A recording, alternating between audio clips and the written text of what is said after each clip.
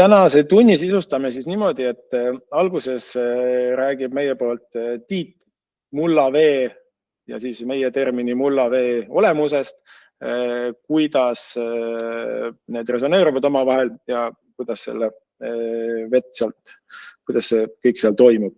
Ja siis sealt võtab edasi Tarmo, kes räägib ka nii-öelda praktilisest sellest kasutusest ka meie enda andmete näidetel, vaatame natuke graafikuid ja seda sisu poolt rohkem. Küsimuste osas oleks ettepanek selline, et kirjutaksite esmajoones chati või siis kirjutate endale üles ja tegeleksime võib-olla küsimustega siis peale blokke, et kui näiteks Tiit lõpetab, saaks temalt küsimusi küsida ja siis samamoodi kui Tarmo lõpetab, et siis saaks küsida peale tema blokki. Ja kui vahepeal ongi midagi väga põletavat, siis soovitaksin chati kirjutada, et seda ma näen ja siis me saame vaadata, kas on mingi sobiv hetk see ka kohe ära küsida. Aga siinkohal hakkaksimegi kohe ka sisulise poolega peale ja palun, Tiit, lava on sinu. Nii, tere ka minu poolt. Mina olen Tiit ja räägiks siis esimeses osas natuke mõistetest mullavesi ja mullavesi. Kena, et nii palju kohale on tulnud ja ma väga loodan, et võib-olla mõnel või paljudel on tekkinud küsimus, et miks me nimetasime oma seminari mullavesi ehk ühe sõnaga. Et sellele saame juba varsti vastuse, aga nüüd kõigepealt räägiksime nii täna ühesõnaga mullaveest kui taimekasvatuse ühe kõige tähtsamast ressursist ja siis ka mullaveest ehk ühe sõnaga numbrist, mille abil siis me saame selge ja kvalitatiivse hinnangu anda sellele, mis meil mullast toimub. See teema on väga tähtis, mullavesi kui selline ja minul on selle käsitlemiseks siin umbes võib-olla 10, maksimum 15 minutit.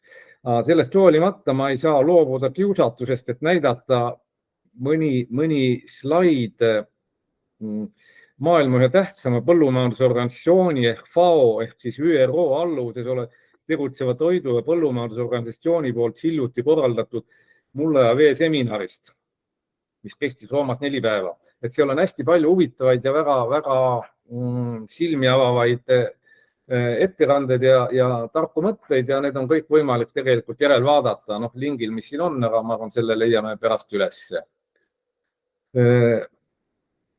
Muld ja vesi on kriitilised ressursid kogu maailma ökosüsteemis.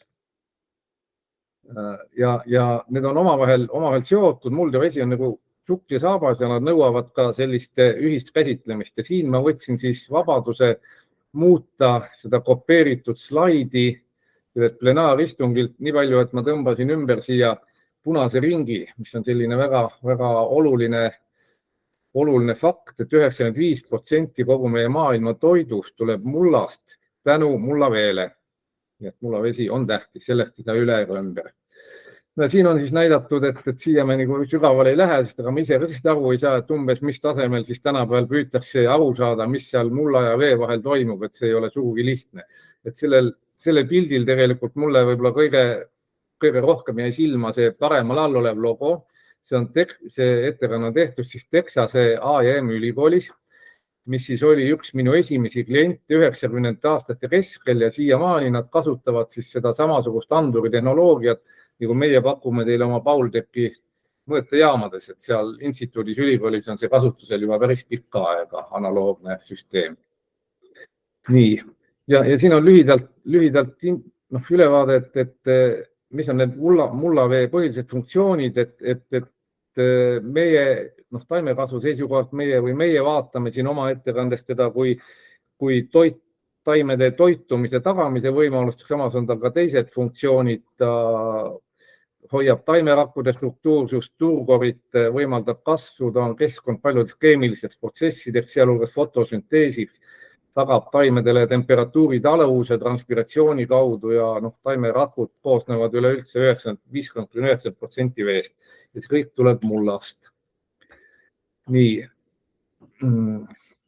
Mullaveel on erinevad liigid ja mullavee kõige tähtsam omadus kättesaadavus taimedele on jagatud põhimõtteliselt 3 suurde ossa.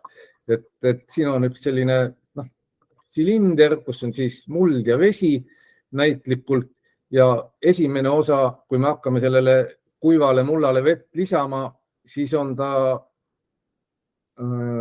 taimedele mitte kättesaadav osa.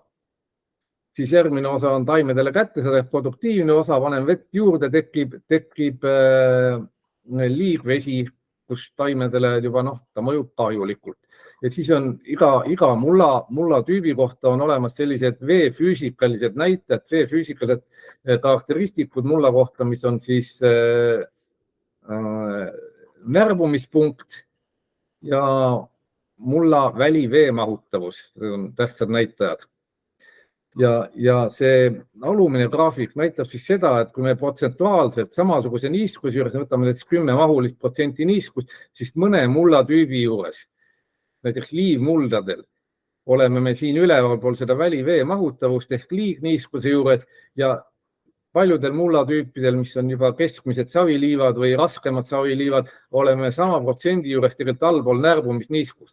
Et sellepärast see näitab, et ainuüksi selle mulla niiskuse protsendi järgi on keeruline, on võimalik muidugi, aga on keeruline iseloomustada see mulla seisundit või omadust, millises kohas sellel tabelil ta siin on. Ja siin keskele sellele produktiivse vee osale on siia toodud ka veel selline punktiirjoon, mis on siis, kus juures on, et beginning of plant stress, et sellest allapoole algab taimstress ja see on siis see koht, mida niisutatud süsteemides sellist niiskust püütakse hoida, et kui niiskus läheb väiksemaks, siis keeratakse veekraanid lahti, et alla selle poole väga ei langeks, et see on nagu lubatav allowable depletion ehk nii-öelda lubatav ütleme, taimestressi alumine piir.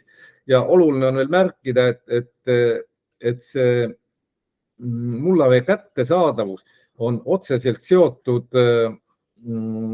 sellega, kui tugevalt on veemolekulid seotud mullastruktuuridega. Nii.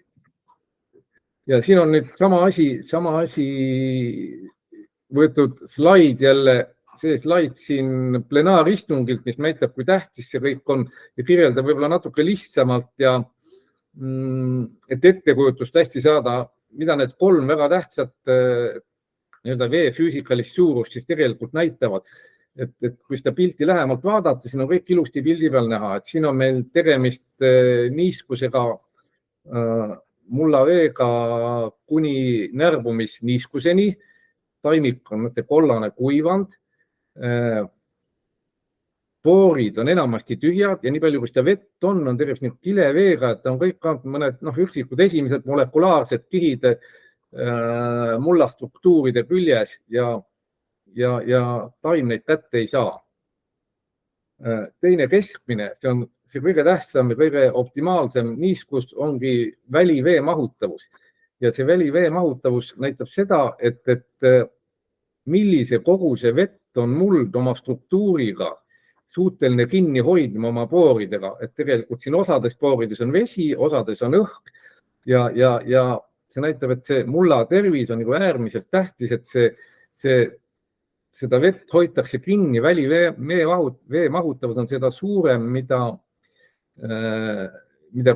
parem on mulla struktuursus, mida parem on mulla elustik, mida rohkem on seal orgaanilist süsiniku mulla huumust.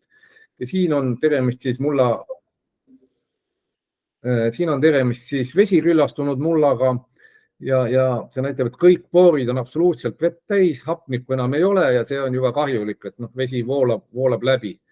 Ja siin parempoolsel graafikul on siis natuke teaduslikumalt sama asi, kirjamatukese mulla mõjufunktsioon on näha optimaalne, siin on ta 9 võetud, optimaalne on siis vahemikus 60% välivee mahutavus kuni välivee mahutavus, sealt edasi hakkab ta samamoodi langema ja närbumisniiskusest ülespoole, siin on ta 0, veest pole mingit kasu taime kasvule, siis ta niimoodi suureneb, et meil ei ole selliseid, sellepärast kui me nende arvväärtuste juurde tuleme, siis need on ka antud väikse vahemikuga, sest looduses selliseid päris järske murdelisi protsessi ei ole, et siin on väiksed vahemikud, aga üldiselt nii ta toimib.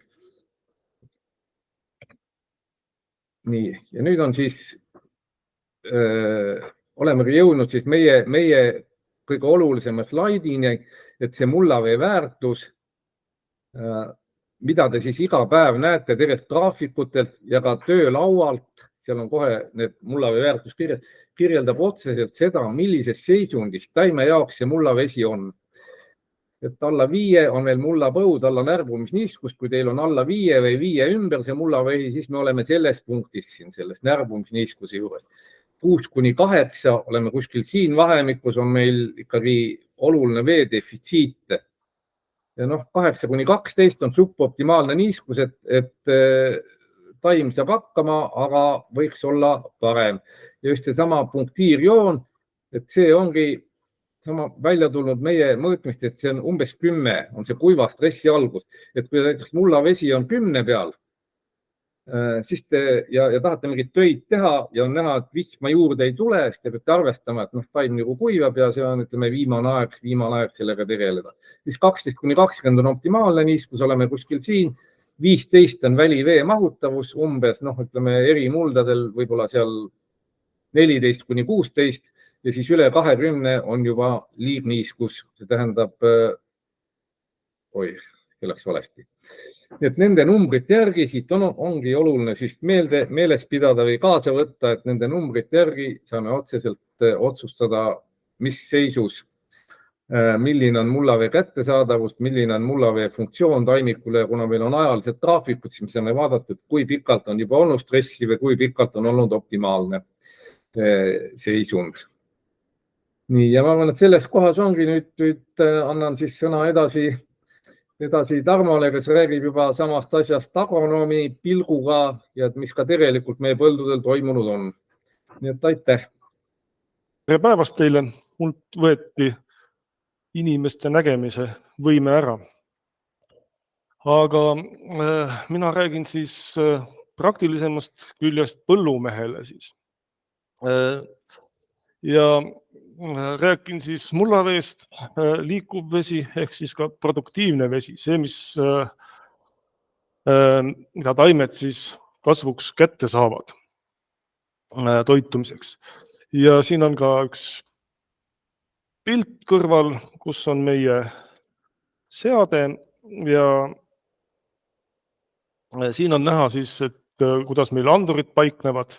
Üks paikneb 8 sentimeetri sügavusel, teine 20 sentimeetri sügavusel, võib ka teisiti paigutada, kuidas kellelgi täpselt huvi ja soovi on. Ja see siis võimaldab näha näiteks mullavee liikumist, toitainete liikumist eri kihtide vahel. Selleks on siis 2 andurit. Meeleolu pilt siia algusesse tehtud siis 1. novembril eelmisel aastal, ta oli Triticale põllus ja kui ennem öeldi seal mullavee numbreid, siis sellise pildiga põllu juurde, siis 8 sentimeetri sügavusel mullavesi 38, 20 sentimeetri sügavusel 33, ilmselgelt liigniiskus. Ja seda on näha ka siin taimede arengu juures, et taimed on hapnikupuuduses ja jäänud üsna kängu. Nii.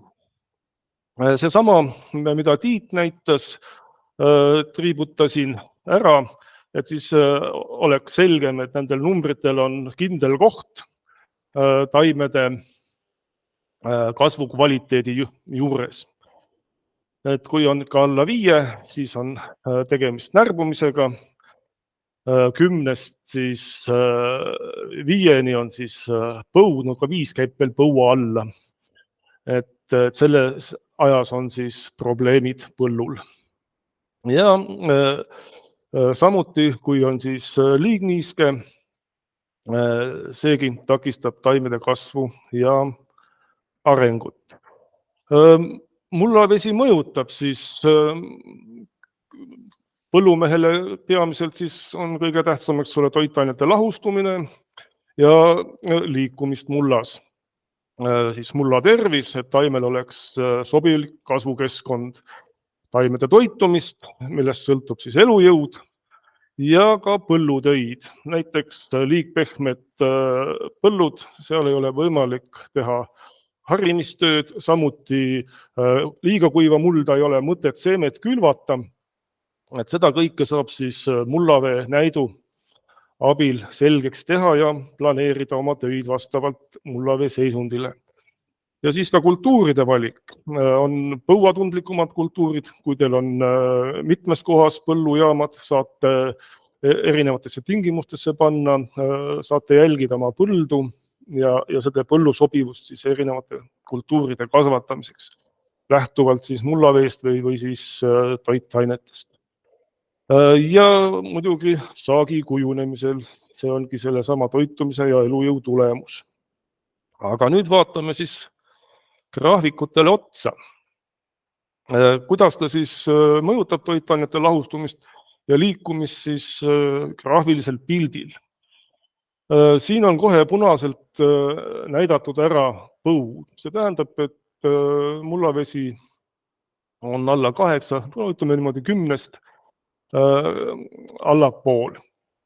Ja sel ajal taimed peatavad oma kasvu, sulevad õhulõhed, et hoida turgorit ja esialgu siin 10-8 juures taim ei anna mingisugust märku, et tal oleks stress, lehed on veel püsti, ei ole närbunud, aga stress on siiski taime sees juba olemas.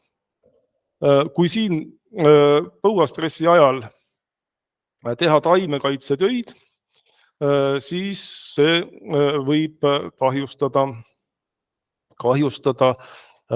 taimikut. Et alguses, kui on stress väiksem, siis võib olla ehk miinimumnormiga, aga päris kuiva põldu ei ole mõtet taimekaitsetööga ei ole mõtet siis taimikut häirida. Et see kahjustab hoopis taimikut ja saak väheneb. Aga mismoodi ta siis toitaineid mõjutab? See on selge, et kui on vett, siis on toitainete lahustumiseks head tingimused. Kui vett ei ole, siis toitained ei lahustu. Ja siin ongi ilusasti näha, kuidas põua ajal toitainete tase on madal, sest puudub niiskus, et toitained saaksid lahustuda. Ja see on selle aasta graafik ja siin on siis näha, kuidas juunikuu vihmad on hakanud toitainete taset tõstma. Sel ajal talinisu ei toitu. Kui on põud ja siin, kui on põud lõppenud, siis sel aastal need toitained ei liikunud mitte saagiks, vaid liikusid suures osas hilisvõrsete moodustumiseks, mis samuti vähendas saagi kvaliteeti. Ja siin on ilusasti näha, et mullavee taseme tõus on toonud toitainete taseme kõrgele. Kui vaadata siin kevadist kõrgemat toitainete taset, siis sügisene ulatab sellest üle. See tähendab, et enamus toitained on tarvitamata, seda näitab ka madal saak. Aga siin on juba näha peale esimesi sademeid, taimik enam ei tarvita toitaineid, saagi moodustamiseks on küpsemise faas, siis on ilusasti näha, et toitainete tase on kõrge, et nüüd tuleb midagi ette võtta, et need toitainet põllul alles hoida. Ja siin kohas tehti siis plaan, et kohe peale koristust külvata vahekultuur. Ja vahekultuur on hakanud siis toitainete taset alla tooma. See tähendab, et vahekultuur seob nad enda varte sisse ja lehtedesse toitained. Et selline on siis mullavee ja toitainete taseme seos. Järgmine on rohumaal. No, ka seda oleks saanud eelmise joonise juures näidata, et väetamine ei anna tulemust, kui puudub mullavesi.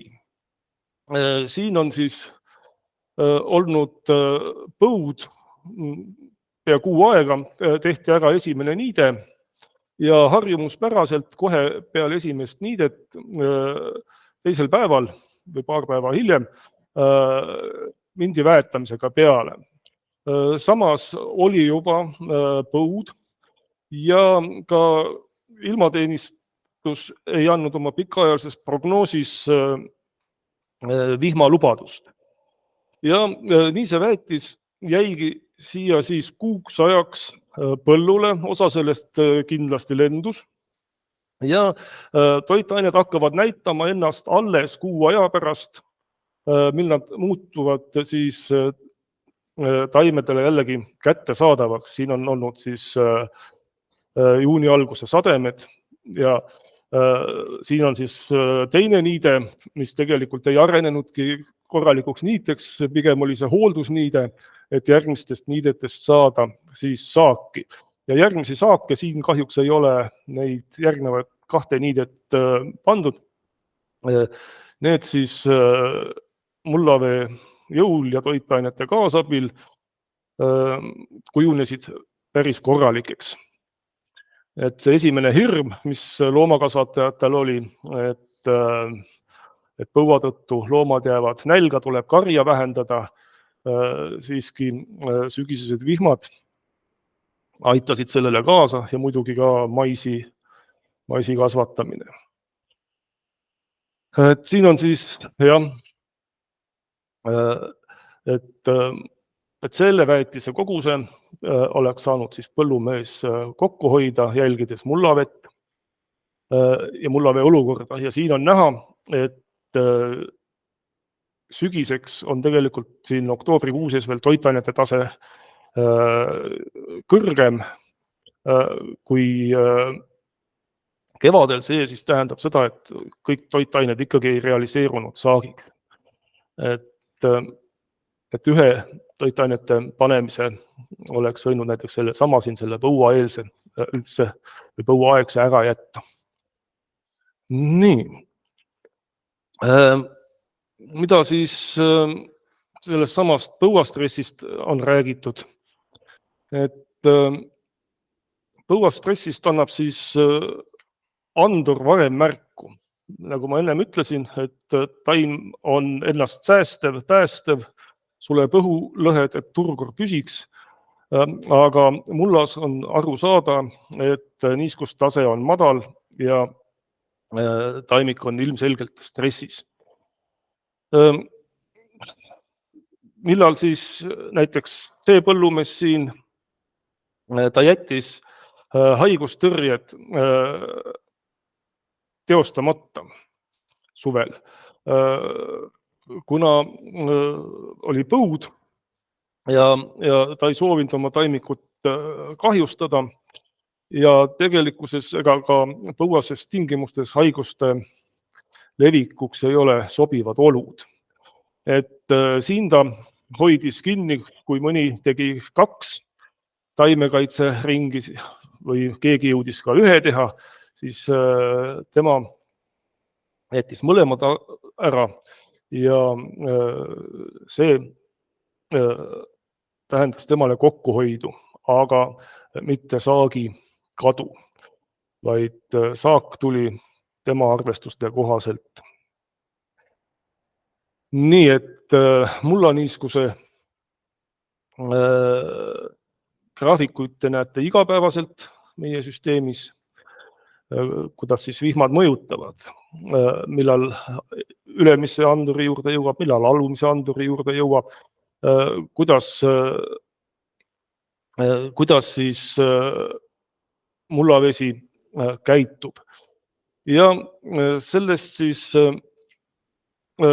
siin ongi näha üks pilt, mille ma tegin siis selle samasel ajal siin põua ajal. See ei ole meie kliendi põld.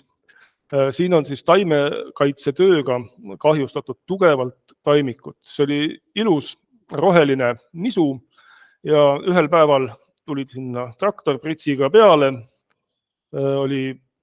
Esiteks ilm oli palav ja muld oli kuiv. Ja see tulemus, siin on praegu näha õitsev õitsev nisu. See tulemus on siin näha, lipulehed on kollased, pähikuotsad on siin ühtlaselt ülemised pähikud kehvasti välja arenenud. Et see on tüüpiline pilt siis, kui on siis põua või siis kuumastressis taime kaitsetööd tehtud. Ja see käib ka kevadise öökülmade perioodi kohta. Nii, mulla veehoiuvõimest, sellest räägitakse viimasel ajal väga sageli ja palju, et kuna meil on maikuu kevad kujunenud siin viimastel aastatel põuaseks, siis on mulla veehoiu võime väga oluline, et tagada suuremat saaki.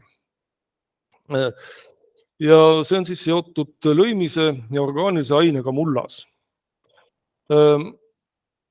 Siin on siis toodud välja 2 mulda, võib ka 3. sinna juurde panna, et kus vesi hoolega läbi voolab, aga 2 näidet siis meie klientide põldudest. Siin üleval on siis hea veehoiuvõimega muld, seal on palju orgaanikat, ta väetab seda ka tahke sõnnikuga, kana kakaga ja ka lõimis ja mulla tüüp on küllalt hea, et kõik see toetab üksteist. Ja siin põllul siis põuapäevi see suvi isegi, kui siin ainult lõpus mõned päevad, aga siis see 22, mis on siis pööripäeval sadanud vihm, on siis seda põua olukorda siin natukene leevendanud ja siis juuni alguse vihmad. Ja hiljem on seda vihma olnud rohkem kui tarvis. Ja siin on näha, et see mullaveejoon on väga ühtlane. Ei ole suuri tõuse, ei ole suuri languseid. Et see on siis, näitab, et tegemist on kvaliteetse, hea tervise juures mullaga. Teine on siis kergema lõimisega ja keskmise veehoiuvõimega muld. Et siin on näha siis, et muld, nagu vihm tuleb, nii kohe hambad on üleval ja vihm jääb mööda, siis on kiire langus. Siin on ülemine kiht väga aldis siis vett läbi laskma. Alumises kihis on olukord stabiilsem. Et, ja vastavalt sellele siis, kui te olete oma mulla nii-öelda ära õppinud, siis saate ka planeerida, et mismoodi te väetate, mitmes osas te väetate. Et selles mõttes on see mullavee käik põllumehele oluline jälgimiseks. Ja siin siis ülemisel on näha, et siin saab ka põuatundlikke kultuure kasvatada ja siit saadi saaki sellel aastal, mis see nisusaak oli, siin oli 8,1 tonni, kui ma õigesti mäletan. Et nii, ja vihma tuli mõlematele põldudele ühepalju. Edasi, sellesama mullavee summad saab kokku liita. Iga ööpäevased mullavee summad, nii nagu temperatuuri summad, nii ka vee summad mõjutavad siis saaki. Ja siin ma olen siis, tegime koostööd ühe põllumehega, Rapsi põllul oli maas siis 3 jaama, aga viljeleti neid rapse erineval viisil. Esimene on otsekülv, siis oli ilma kaaskultuurita ja kaaskultuuriga. Seal siis mullapinda kobestati enne külvi. Ja siin on ilusasti näha siis, et mullavee hoiu võimet saab siis mõjutada viljelusviisiga. Et kapillaarid on jäänud lõhkumata, muld aprillis, mais on suutnud endas hoida rohkem vett ja sellega toetada siis suurema saagi kujunemist. Ja ilma kaaskultuurita on siin natukene vaeslapse osas. Samuti ma liitsin kokku siis aprilli ja maikuu mullavee summad ja tuli välja, et mida suurem on summa, seda suurem on ka saak. Et maikuu sees saab juba saagi ennustuse paika panna ja oma plaanidega edasi minna. Ja ka teine asi on orgaanilise ainega on mullavesi seotud, et mida rohkem on orgaanilist ainet mullas süsinikku, see siis samuti aitab seda mullal vett hoida, et tõstab mulla veehoiu võimet. Ja et kus on see suurem, see tähendab seda, et seal on siis ka taimede kvaliteetsem kasvukeskkond. Ja niimoodi. Ja siis mullaseisundi igapäevane jälgimine. Näed, siin on üks erinevate aastate võrdlemine võimaldab siis efektiivselt suunata ja hoida taastavat põllumajanduspraktikat. See tähendab seda, et kui teil on pilt olemas igast tingimusest, mis põllul valitseb, siis te saate kiiresti kohe reageerida. Et kui te teete mingisuguseid mullaproove aastas korra, 5 aasta jooksul korra, siis ei ole see piisav käsi pulsil, et seda põldu efektiivselt majandada. Et selleks siis on Baltechi süsteem hea. Ja lisaks siis veerežiimile, mida me täna puudutasime, siis ülejärgmine kord tulevad siis mulla toitained ja kättesaadavus ja siis, kui siin on võib-olla kaardivaate päevast, siis on need mulla õhutemperatuur suhteline niiskus, taimede elujõud, ilmaennustused, need kõik tulevad siis kaardivaate abil kliendini. Minu poolt kõik, kui on küsimusi või tahate selgitusi saada, siis ootan neid. Et nagu Tarmo ütles ka, siis see on esimene töötuba 3, et kui praegu keskendusime mullavee olulisusele, siis järgmises töötoas, mis toimub 7. veebruaril, keskendume siis kaardivaatele, et mida kõike sealt näeb ja kuidas seda praktiliselt kasutada. Ja nagu Tarmo mainis, et seal on meil õhutemperatuurid, ka mullatemperatuurid ja satelliidipildid ja kogu see kompleks sinna kokku võetud. Ja samuti 20. veebruaril toimub meil siis 3. osa, mis keskendub siis väetamisele. Et kuidas siis neid toitaineid, kättesaadavust ja kõiki neid andmeid praktilises väetamises ära kasutada. Tarmo või Tiit, kas te näete seda küsimust chatis? Vabandust. Ma võin lugeda, et oht joogiveele Piret Pihtiä kirjutas, et katkistele drenaažitorudele ei rakendu veekaitsevöönd, kuid mitmel korral aastas on nendes kohtades tegemist märgalaga ehk ajutiselt liigniiske alaga. Et on see nii, et hea orgaanikaga ehk hea veehoiuga mullas jäävad taimekaitsevahendite ja toitainete jäägid kohale, aga mis toimub kerge lõimisega aladel? Et lahendus on jah, vahekultuuri külvamine peale koristust, aga mis siis, kui seda ei tehta, et milline on oht, et siis erineval muldadel, et kas see on hea orgaanikaga või siis kerge lõimisega?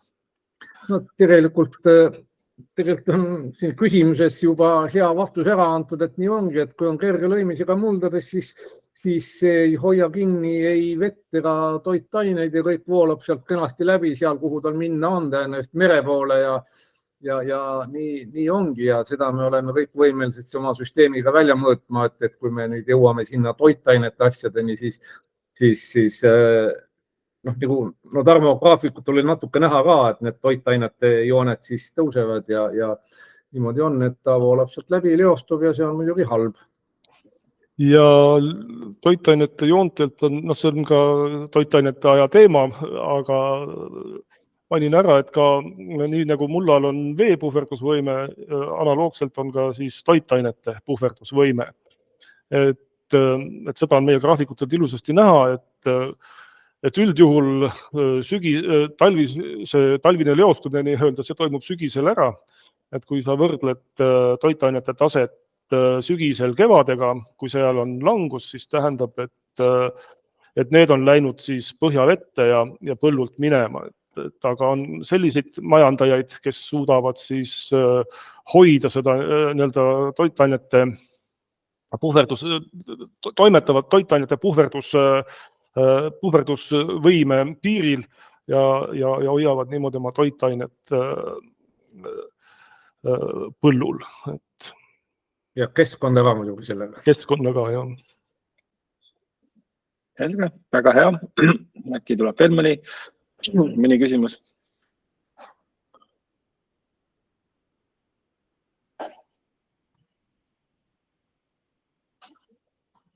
Okei, aga sellisel juhul ütlengi, et me saadame ka järelvaatamise lingi, et saab veel korra läbi käia. Alati saab ka meile küsimusi esitada, kontakteerudes siis meiega läbi kodulehe või info@baltech.com või siis meie müügiukuga, kellega paljud on suhelnud. Ja siis kindlasti ootame kõiki ka järgnevatele töötubadele ja meili teel tuleb ka kindlasti meeldetuletus, kus saab registreerida ja millal ja täpselt see jälle toimub. Aga praegu siis ütlen aitäh kõigile, kes tulid ja kohtume siis peatselt järgmisel töötoal.